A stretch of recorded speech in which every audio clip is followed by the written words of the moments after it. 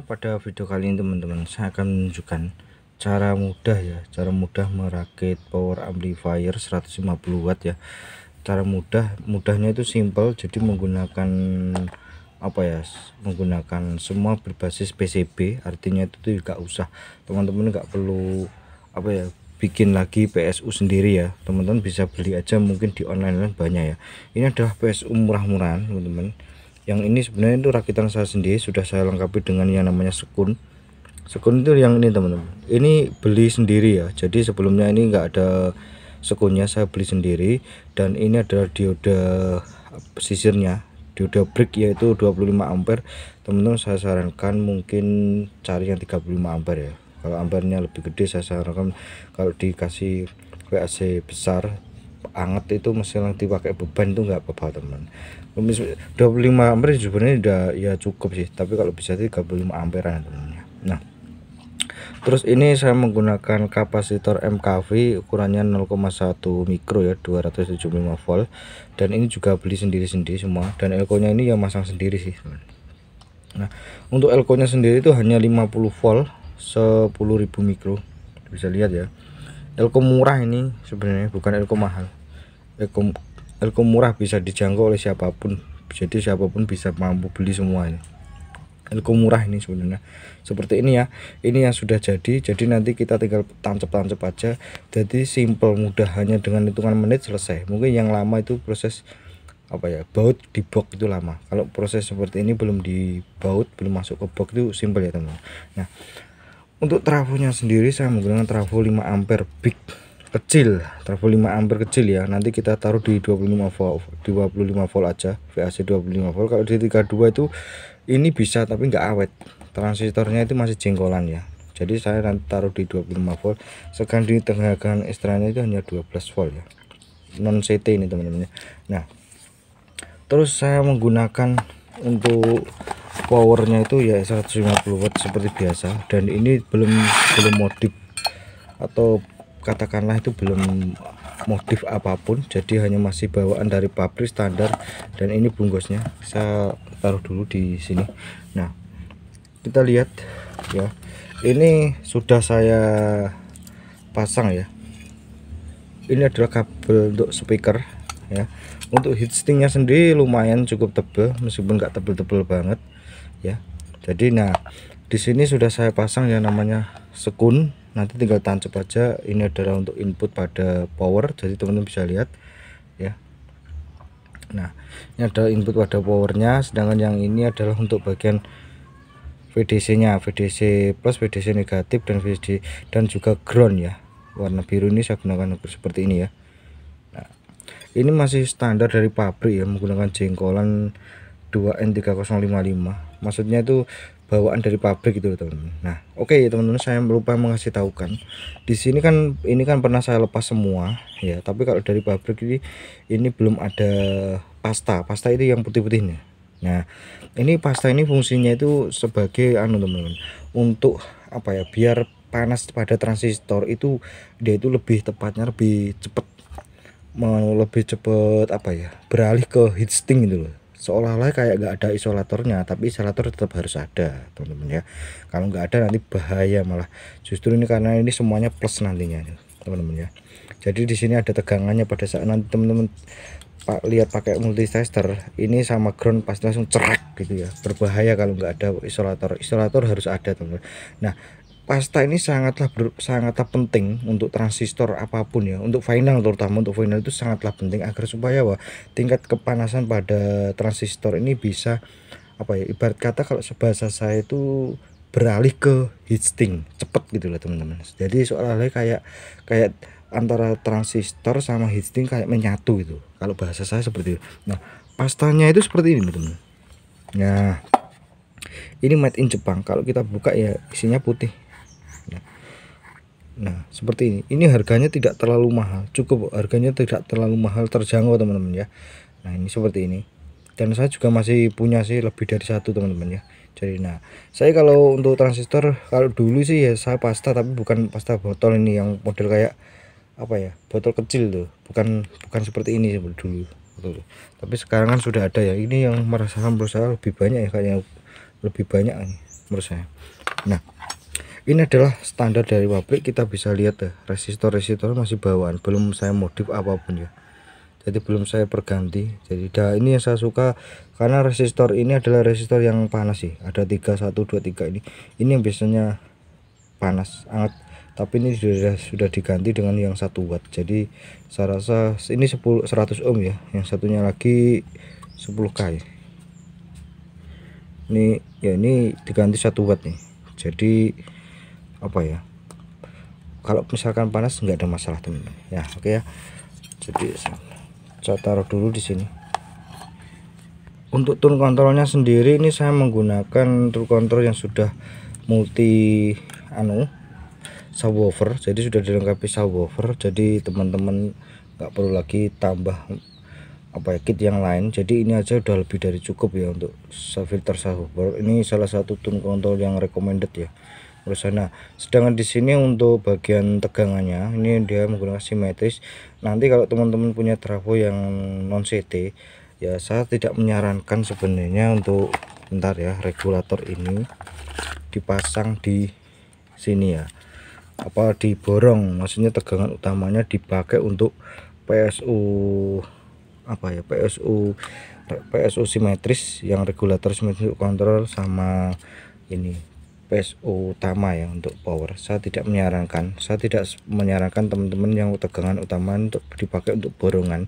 Jadi teman-teman ambil untuk PSU power ya.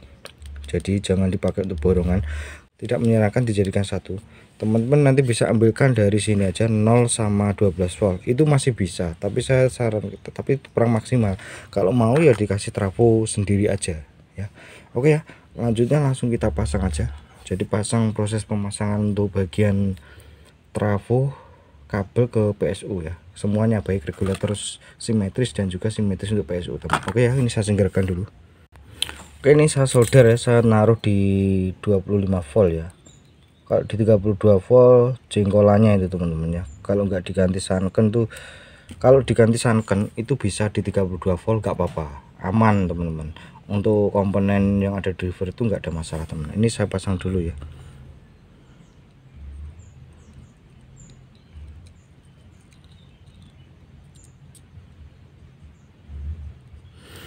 Di 25 volt ya.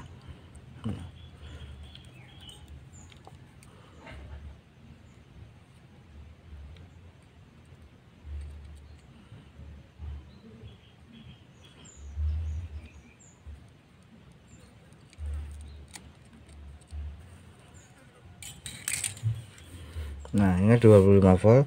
Nah, kabel ini antara biru dan warna hitam. Yang birunya itu untuk AC-nya ya, AC yang akan ditaruh di PSU yang di sini. Jangan warna hitamnya itu adalah untuk CT ya. Kita balik dulu teman-teman. Kita lanjut pasang yang di ini ya. Bentar ya. Bagian untuk tegangan ekstra ya, untuk bagian regulator ya. Jadi ini kan ada 2 kabel ya, nanti kedua kabel ini digabung jadi satu, ini nggak apa-apa ya. Warna hitamnya kan AC ya. Bentar ya. Nah, ini bagian AC nya, sedangkan yang hijau ini CT. Kita jadiin satu aja nggak apa-apa, yang warna hitam ya.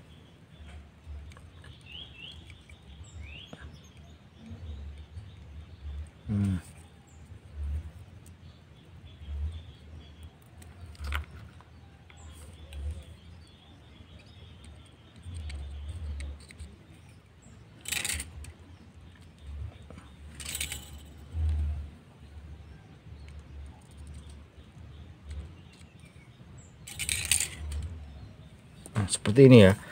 Nah, ini bagian untuk regulatornya, warna hitam ini kan yang ke AC ya, yang tertuju ke dioda, yang akan AC yang akan dirubah menjadi DC ya setelah melewati dioda. Jadi ini saya jadikan satu. Untuk tegangan ekstra sendiri ini kan kecil ya, hanya 500 mA. Jadi kalau teman-teman pakai borongan untuk kipas untuk apa ya, saya tidak menyarankan. Teman-teman bisa kipasnya aja, atau mungkin kalau saya sarankan mungkin ini kipasnya aja teman ya. untuk kipasnya aja. Kalau untuk tune kontrolnya ini lebih baik kasih trafo 1 ampere aja ya. Bagian ini udah selesai ya teman-teman ya, udah selesai ya bagian ini, coba lihat. Nah, oke ya, udah selesai ya. Nah seperti ini udah selesai ya. Bagian nanti kita hanya tinggal pasang-pasang gitu aja. Ini saya singkirkan terlebih dahulu ya sebelumnya. Oke teman-teman, langkah berikutnya adalah saya proses pemasangan untuk kabel yang dari trafo ini, ya, dari trafo tegangan utamanya untuk ke PSU ya, PSU yang bagian AC in. Ini kan anu DC out ya, atau VDC plus sama VDC negatif ya teman-teman, bisa lihat ya. Nah ya, kita pasang dulu seperti ini. Jadi tinggal tancap-tancap biar seperti kayak pabrikan gitu ya. Jadi kayaknya lebih rapi gitu ya. Tancap aja gini seperti ini.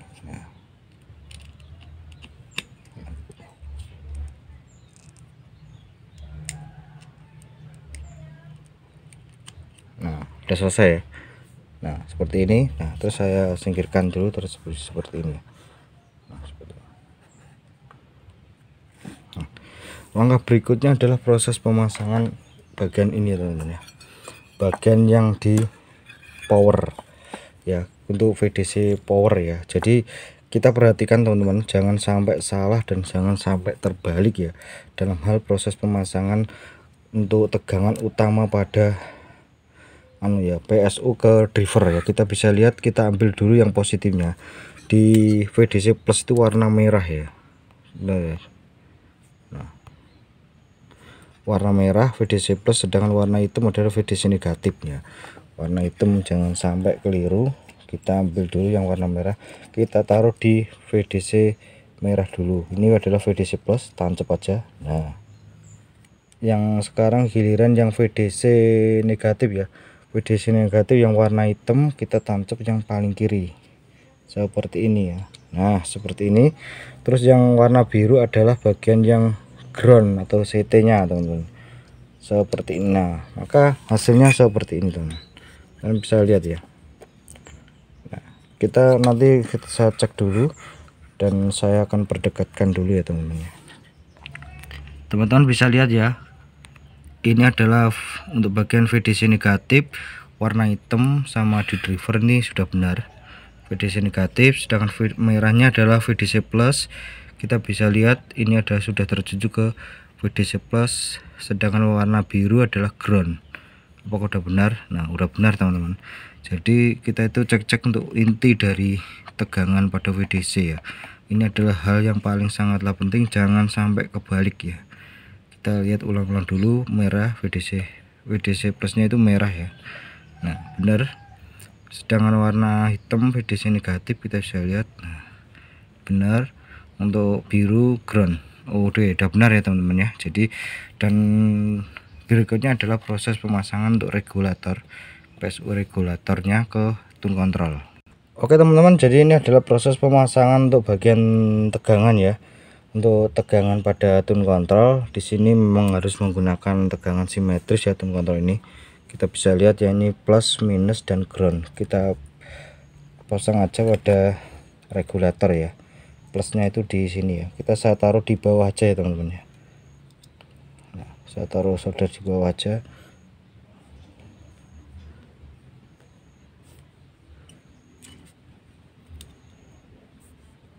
Kita pasang juga yang bagian negatifnya. Nah kita pasang juga bagian yang groundnya.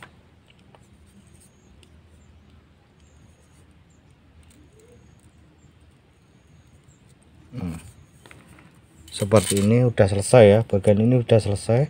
Jadi kita untuk sebelumnya ya kita cross-check terlebih dahulu seperti biasa ya, jangan sampai salah. Ini karena hal-hal yang sangatlah penting, karena nanti berhubungan dengan tegangan, jadi jangan sampai salah. Plus sudah ketemu plus, output plus masuk ke input pada tune control yang plus, sedangkan warna hitam negatif ya. Warna hitam itu kabel warna hitam negatif udah benar, dan sedangkan yang output ini adalah CT, ini outputnya ya. Ketiga-tiganya ini ada ground, negatif sama positif ini outputnya, sedangkan yang warna biru adalah yang di ground seperti ini ya. Oke, seperti ini. Kita taruh di sini. Taruh di sini. Nah, untuk langkah berikutnya adalah proses pemasangan output ya, output pada tune control. Nah, di sini adalah outputnya, sedangkan yang di sini adalah inputnya ya. Kita outputnya itu saya solder seperti ini ya. Jadi teman, jadi saya gabung dari situ. Groundnya di sini teman. Groundnya nanti kita ikat ya, kita solder seperti ini ya. Bentar ya. Groundnya saya ikat seperti ini aja ya. Nah, ini adalah finalnya ya teman-teman ya, final dari semuanya, maksudnya bukan try final. Ini adalah hasil proses akhirnya seperti ini, udah selesai ya. Jadi seperti ini, jadi cukuplah simple ya. Nah, kalau saya teman-teman mungkin mau apa ya, merakit, saya sarankan teman-teman tuh lebih baik beli yang sudah jadi ya, PSU yang sudah jadi. Teman-teman nanti setelah masuk ke rumah itu tinggal pasang, jadi nggak perlu rakit sendiri ya, intinya nggak perlu merakit sendiri. Jadi teman-teman tuh hanya tinggal proses apa ya, proses pemasangan aja di rumah itu lebih enak, lebih simpel ya teman-teman. Jadi nggak usah ngerakit sendiri teman-teman. Nah, untuk PSU yang saya pakai ini kan hanya 50 volt, kapasitasnya kecil teman-teman. 50 volt artinya itu dia elko ini hanya mampu maksimal di 50 volt, tapi saya tidak menyarankan teman-teman taruh di 50 volt. Idealnya kalau untuk satu set ya, idealnya itu di 32 atau 40, itu saya tidak menyarankan. 32 itu kalau untuk trafo 5 ampere murni nggak ada masalah. Tapi karena memang saya pernah nyoba ini 4 elko di 45 volt trafo 5 ampere, yang 5 ampere gede itu ya nggak apa-apa. Tapi kalau untuk jangka panjangnya itu loh teman-teman, saya menyarankan teman-teman di 32 volt aja untuk trafo 5 ampere besar ya teman-teman ya. Nah, ini lebih simpel ya kalau teman-teman apa ya, menggunakan PCB dan kelihatan lebih ya kayak ala-ala pabrikan ya. Sebelumnya kita cek dulu apakah ada kesalahan atau tidak ya teman-teman ya. Nah, kita cek. Oke, nggak ada. Bagian utama dulu, VAC nya utama, bagian VDC nya apakah ada yang keliru, saya cek dulu. Kita cek berdekat dulu apakah ada kesalahan. Enggak ada teman-teman. Jadi ini finalnya ya, final selesainya maksudnya.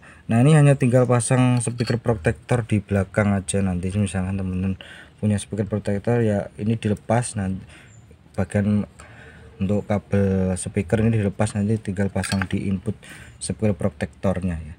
Nah, seperti ini.